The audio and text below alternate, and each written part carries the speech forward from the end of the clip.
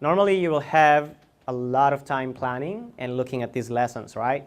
So you're taking these home today, and online you also have access to all the lesson plans, including course number 4. It is really up to you which lesson is comfortable in terms of your knowledge and your expertise. And just like what you've done today, modify them according to who you're teaching this to, okay?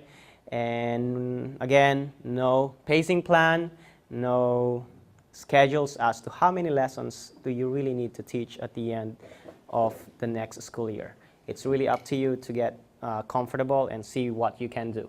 That's also part of the reason why I started with 30 minutes online, because at the end of the day, code.org is an online platform. We want you to utilize what we have on the website, but we also want you to extend that by giving you the resources that are offline or unplugged. Who's ready to create their sections? Or better yet, who is already able to do that? Who knows how to create sections, students' accounts, and passwords? Great. Yes, you have a question, or you know how to do it? If you don't have kids yet, that's okay. You can always add them later. Yeah. You can just add one sample kid today, and then once you know who your kids are in a week or 2, you can just copy from your online roster and paste that onto whatever I'm showing you. Because you can always edit the sections anyway. You can always add, remove students anytime you want. But just I'll show you how that looks like. Instead of me showing you a PowerPoint version of how to create the teacher dashboard, I'm actually going to create one online live, okay? So follow along. Again, thumbs down if you need me to stop. Thumbs to the side if you need me to slow down. Those who have done this already, please help us help others, okay? So to create your sections, go to your name. Hi, Dominic. Hi, Roseanne. Hi, Janet. And click Teacher Homepage, the first one. I talked to you about 2 of the boxes here already this morning. Before I show you the sections, let me just clarify what these other boxes are. So those are where the standards and the online copies of the lesson plans will be. This is where the puzzles will be found, course progress. This is where your teacher accounts, student accounts will be. We will get into that in a few minutes. Support, if ever you don't know how to access the student accounts, there will be videos and other resources that are available here. If you do not get your certificate of completion or email from code.org about how to request those free supplies, you can always go to support. Or you can email them directly, support@code.org, anytime you have a question. Is it a live chat? They do have live chat sometimes, but not all, yeah. If this workshop is something you want to recommend to your coworkers or people you know, because I'm not sure how you found the workshop, maybe through Joel. But, oh yeah, because this is a private workshop, yeah. This is a private workshop, so it's not visible outside to people outside of the partnership.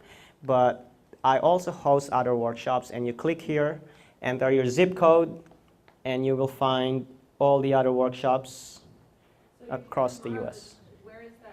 It's the Larry Ryder Foundation Education. Where could someone find out about it? Oh, here. So what's your zip code?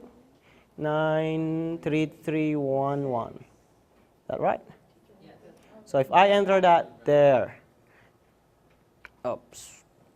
So I have all of these in Santa Barbara, Bakersfield, that's tomorrow, and the next day. And then Who knows about it already? just Kern County Superintendent of Schools. Yeah. Yeah. And then it's open to the public. Yeah. Yeah. Yeah. Or they can just show up tomorrow. Yeah. Because you still do everything. They still do everything that you've done this morning anyway. So, but it's open to the public. So, and all of these are out here. So Mostly, I am the only one from LA who comes all the way as far as Fresno and west to Santa Barbara County. But majority of my workshops are in LA County also. So all of these are available.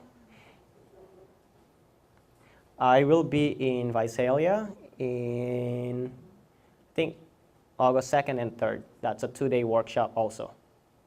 And then in October or November, I will be in Fresno. So people just go and check and sign up if they want. So now I'm going to go back to here, computer science guest speakers. This tab right here, that's also important for you during the Hour of Code. If you ever want to host an event for the Hour of Code, build this awareness about computer science, you can request computer scientists or graduate students in computer science and engineering to do 2 things or 2 ways. One, Skype and FaceTime with your kids and talk about what computer science is, or they can actually show up and talk to your kids or show kids how to do programming hands-on. And so if you click that, it will take you to like the same as the workshop. You enter your zip code, 93311, and you will see if there are people. There's none, sorry.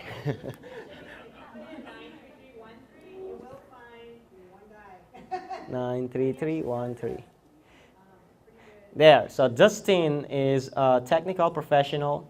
He's been writing software for almost 20 years. So you can contact them. This is one way of building that college-bound culture in your school.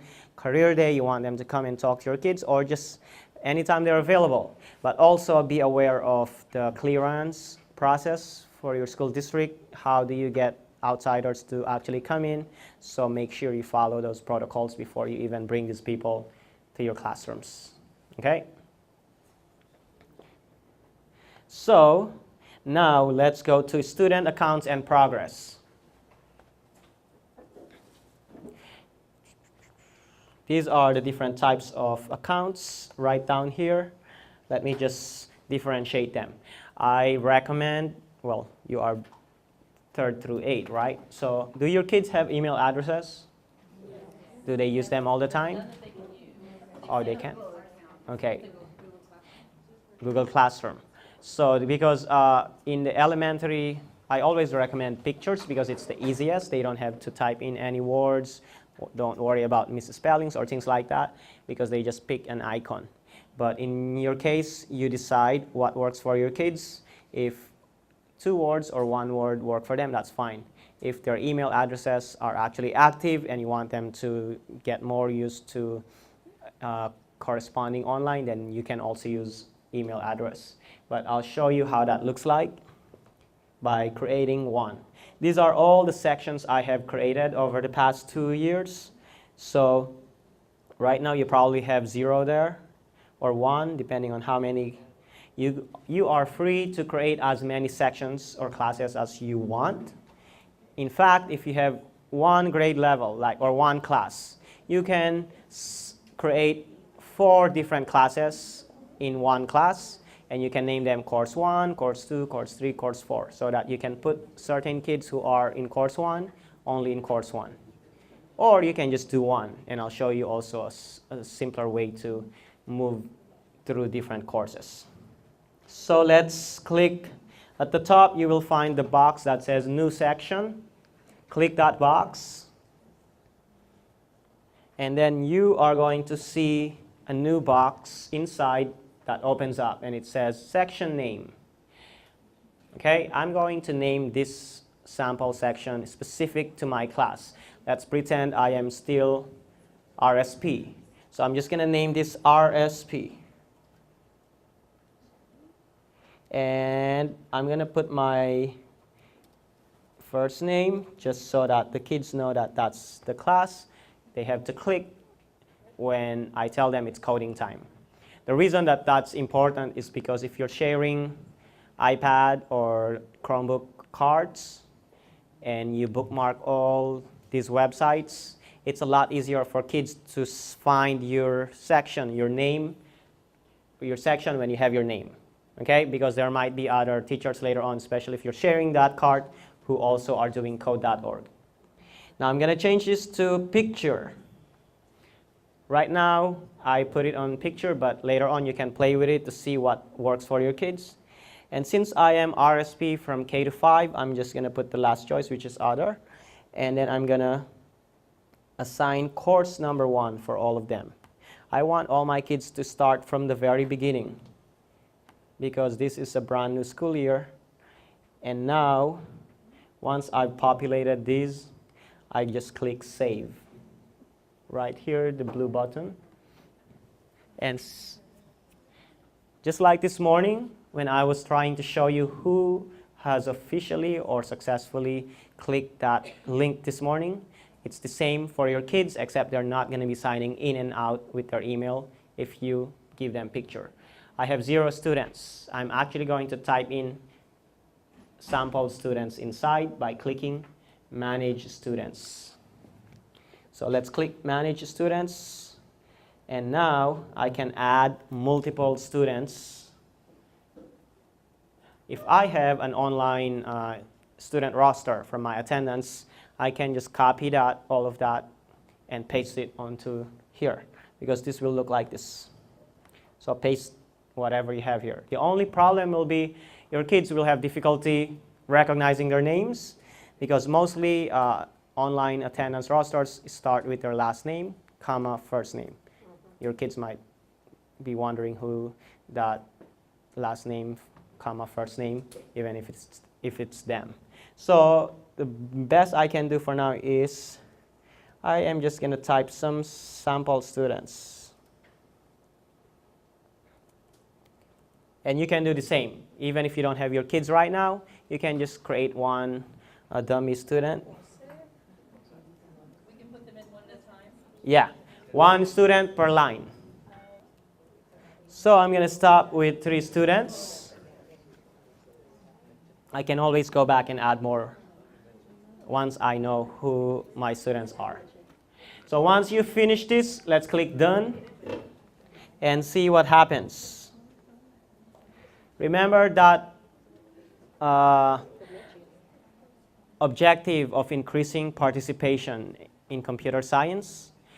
So that's the only reason why we recommend that you populate these fields, is so that we can say, oh, these many 8-year-olds or 3rd grade students were able to start coding at this age. So that's the only way we're asking for, reason why we're asking for this age and gender, not to track them, but just for purposes of to identifying who is participating in our program. So if this is K to 5, I'm just going to guess that these are just randomly the age of my students.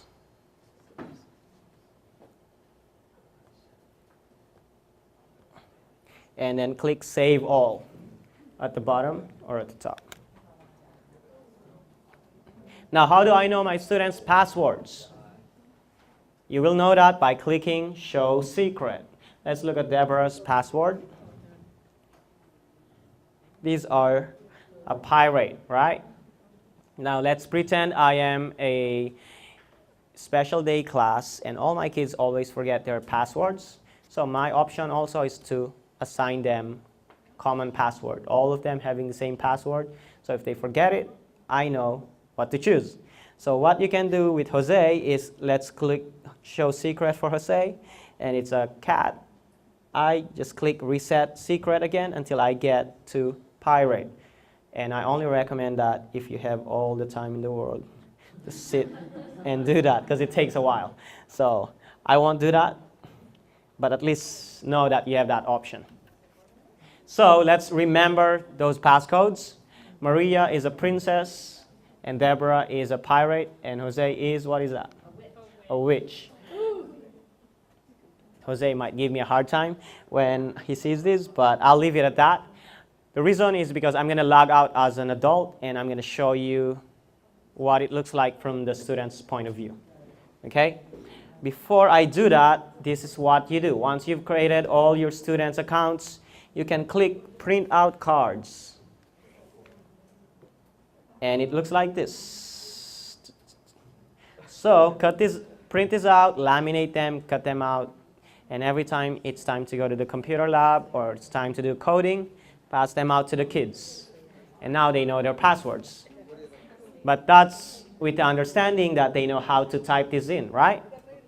So how do we simplify that? You as a teacher are going to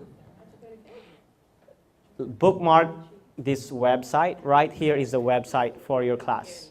You're going to either, are you guys using iPads or Chromebooks?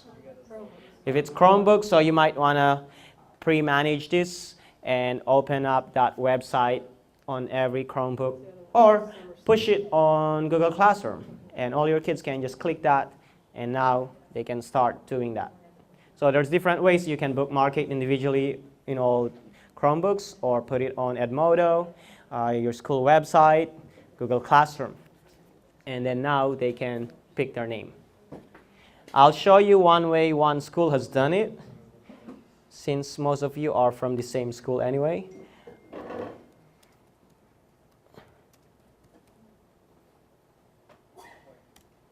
So this is the school that I've trained all their teachers on code.org, and they decided that they will add a coding page on their website so that when it's time to go coding, all kids have to do is just go to their website and just click next to their teacher's name or their school, their coding sections. And that is really good because kids can just go to the public library if they don't have computer access at home and still be able to access the work that you're doing in the classroom. Or code.org is also accessible on smartphones or iPads, any device that is online. So this is one way to push it out there without the kids having to type in any of the letters and numbers that are generated as a URL for you. Okay? Any questions about this? Yes? Over the summer, I had my students create their accounts with email addresses. Yeah. So when they logged on, they would just go to codestudio.org and log in through there. They didn't use the link. They only used the link to create their account. Yes. Now what you can do is just like what you did this morning.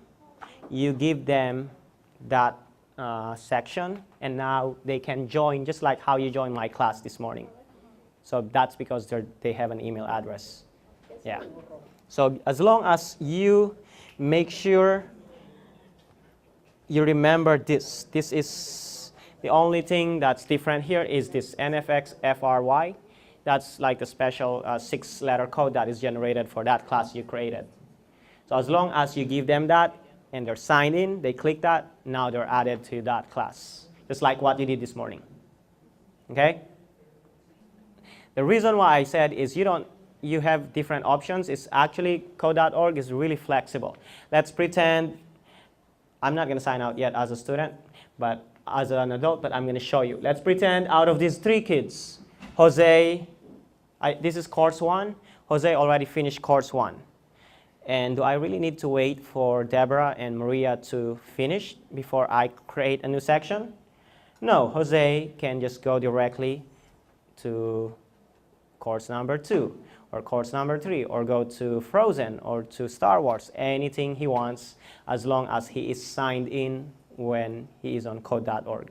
And every single work that he's doing when he's signed in is still going to be saved under his account.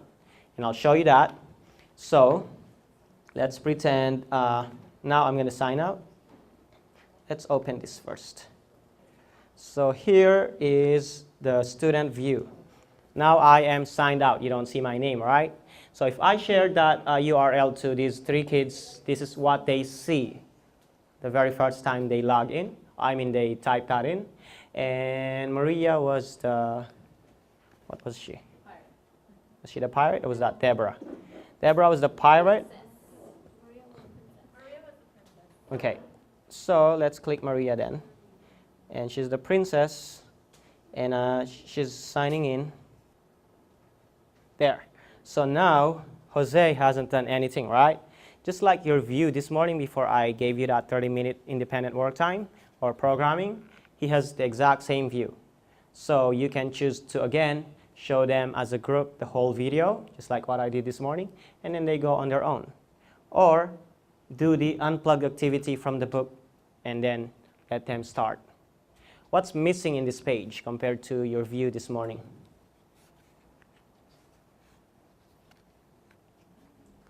Stickers. What's missing is the PDF, the lesson plan. Your kids do not have access. When you are signed in, you have access to this. You will see view lesson plan. Your kids don't need to do that, so they just get directly to the circles. As they finish anything, it turns either a green or a check mark. And that's when you know that they're working.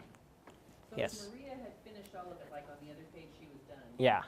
You're saying she doesn't have anything else to do, so she could go on to another Yes. course. Yes. But it's not going to allow her to do that on here unless you give her that No, option? it will.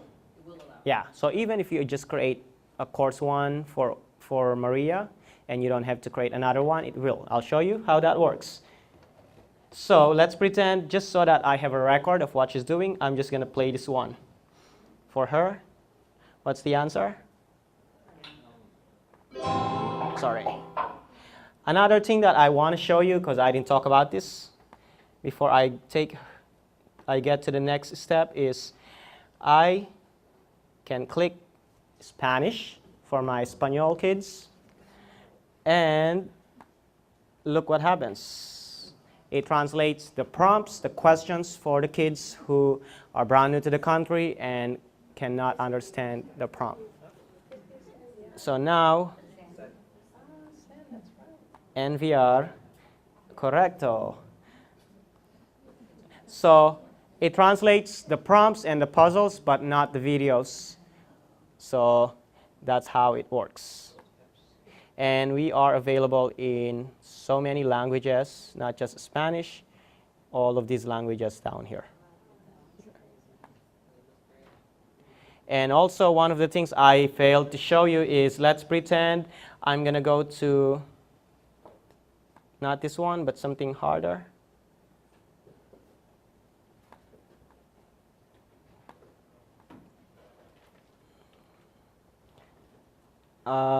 This one, the maze sequence.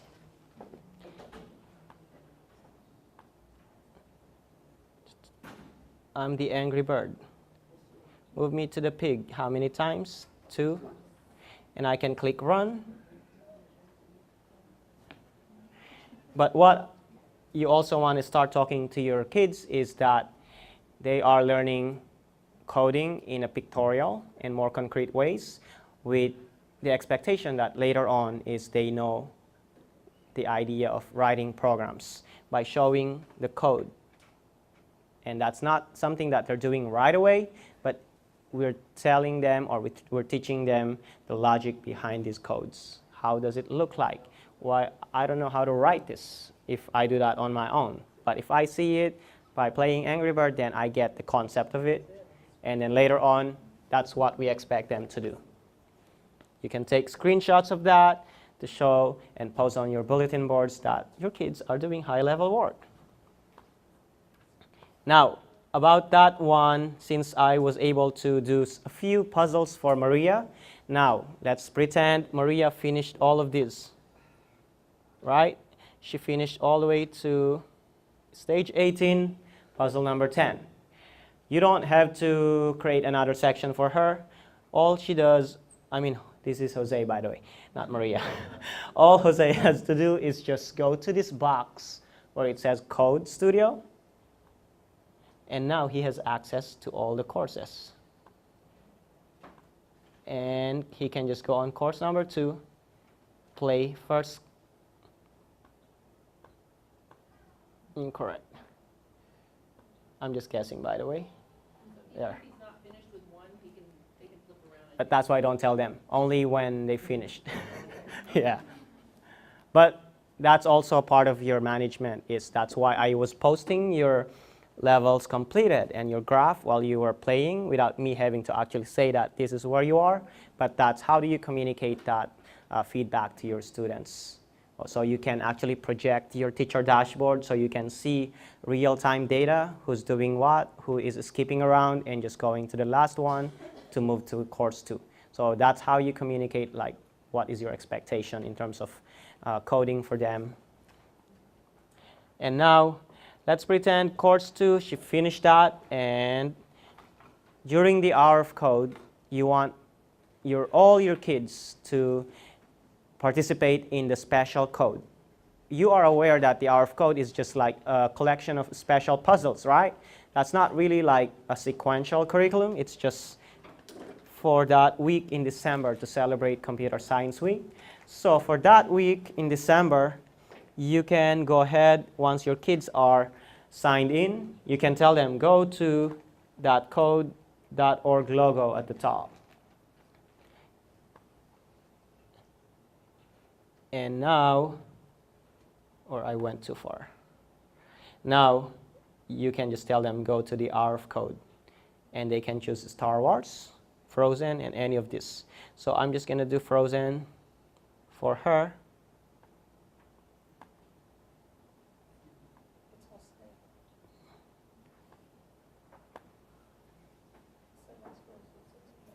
Okay, so that's just an example. I'm not going to do all of them.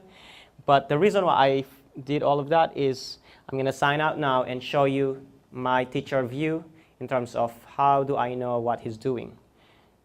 So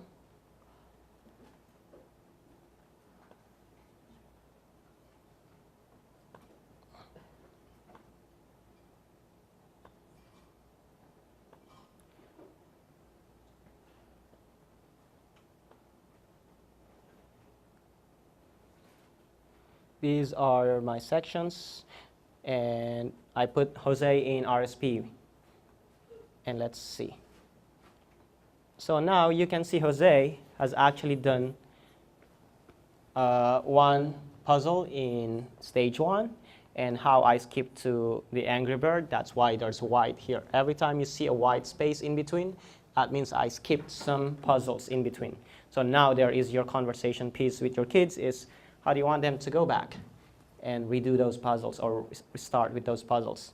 Now, it will default to course 1 because that's the course that I created. Hence, you see view progress in course 1. Okay? But I'm not limited to course 1. I can now go change that to course 2 and see, who are my kids who are going around and playing other puzzles?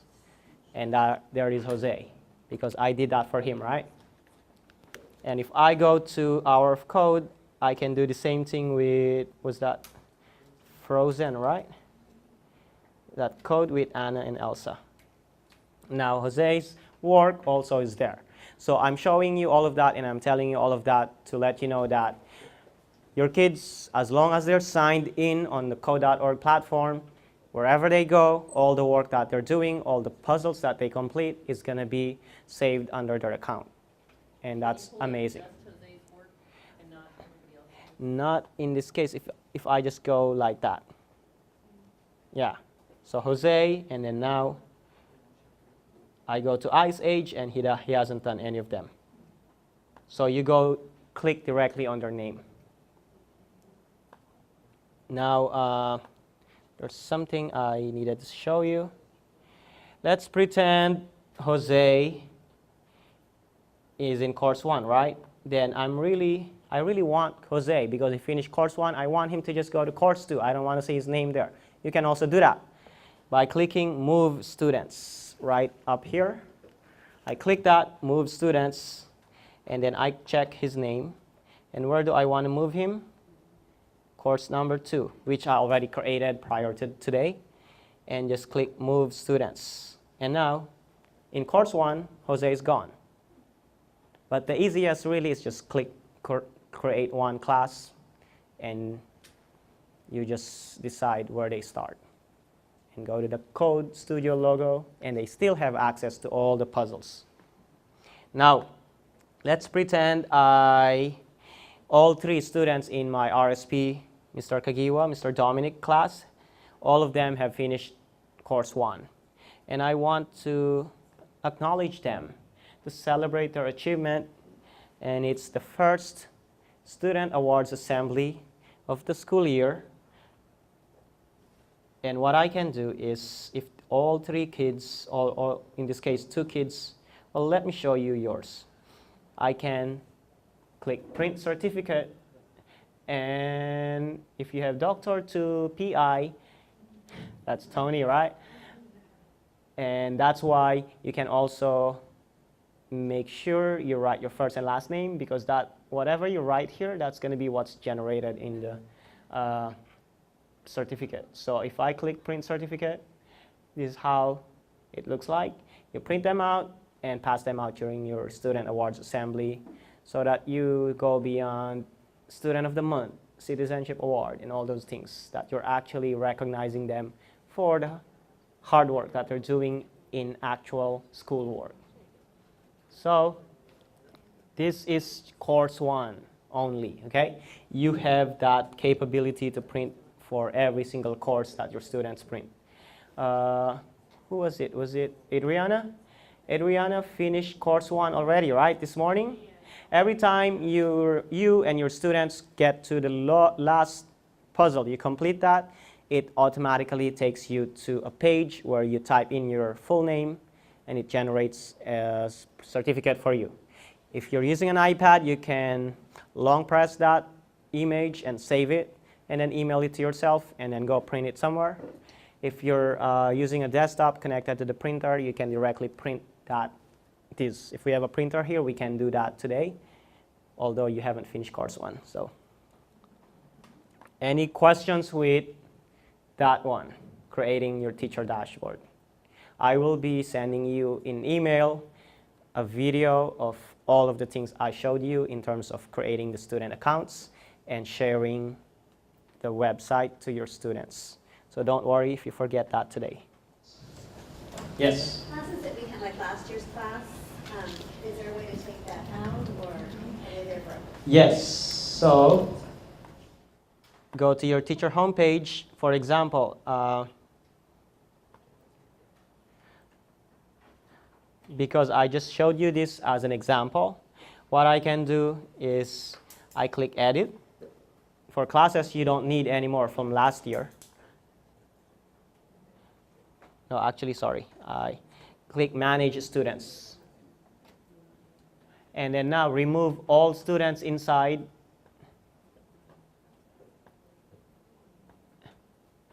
And then now go back to student accounts and progress. It's loading. And now you have the option to delete. You can only delete a section you created if you have removed all students inside that section first. Okay, this delete button here, it only appears when you've deleted everything inside, everyone inside. Now I can delete that, and it's gone.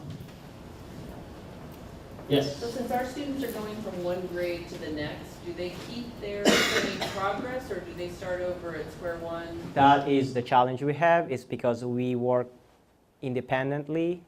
We don't have access to the school district data and SIS, so we don't operate just like AR or STMath or all these other programs. You're linked with Aries and Yes, we're not. So the only way you can actually move the kids' work to the next level is to collaborate with the next teacher and just tell them, hey, my kids did this last year. You might be interested. Or those kids who did it last year, they will be the ones telling their new teacher what they did last year. And so if they start all over again, then the kids will pick up where they will, based on. Can't use their same password and No, because you are the only one who will have access to that. That new teacher will not have access to that class. Yeah. Although there is not new option that I just saw before the summer break, before my summer break at least, I didn't see that, is there is now, I have a partner in my school.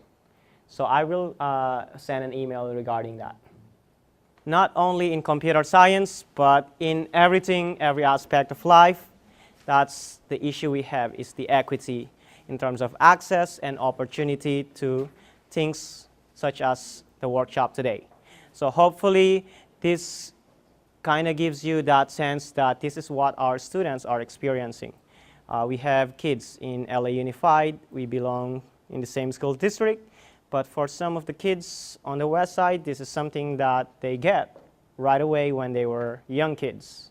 Whereas in South LA, where I was teaching for 11 years, this is something that is a luxury. And so the idea that code.org is doing this, providing this to everyone, is because we want to make sure that we build equity and computer science is for all. So this next part is just going back to those 3 bullet points that I posted this morning. Normally we ask you to stay engaged, blah, blah, blah, speak this truth and everything, but we really don't have any problem with talking about the issue of equity and diversity and who's represented or not, because in reality, that is our context, right? So think back about what were your experiences last year as you begin this new school year. What do you want to make better for your kids? And how can you make that difference in terms of their experiences today? All the work that we're doing at code.org, while you had fun today, while you look at the puzzles, the different content that we have available, they are nothing if we actually don't go back in the classroom and impact those who really need them. But just the 3 years or 2.5 years that code.org is in existence, we have done more during the hour of code in 2013 than what has been done the past 70 years in computer science. We were able to engage about, I think that's like 6 million or 4 million, compared to this tiny number of who was doing some kind of participation in computer science. But the job is not done. Still, very few girls, females, and students of color are represented in computer science, and that's why we want to make sure that this is something that is just basic understanding or basic learning in elementary schools all the way to high school. So you're pretty much already aware of why you're doing this for your students, but this is just there then forum to kind of just get it out there. What is it exactly? How does your classroom look like? And back to those 3 bullet points is, why is it important to address the imbalance? And what are some of the steps you are about to take, as well as the challenges you are about to face? So anyone willing to share out? I talked about this morning about the advent of technology. Uber, Airbnb, all these things really did not happen until 2-3 years ago. Imagine in 10-15 years when your students graduate from college, what kinds of jobs are they actually going to apply for? And do they have these skills for them to be able to be qualified to apply for those jobs? And you have technology in the classroom, but at some point all schools will have technology. And what's going to set your school apart from all the other schools is, what do you actually do with technology in terms of teaching and learning? And so if we continue to have the kids be passive consumers of technology or media or content, then it's not going to really make a big difference. It's our job, our task, just like the way you kind of learned about today, is that is the hands-on, the idea of producing content, of creating media. And that's what we want the kids to be able to get into, is to be the more active role of producer and not just consumer.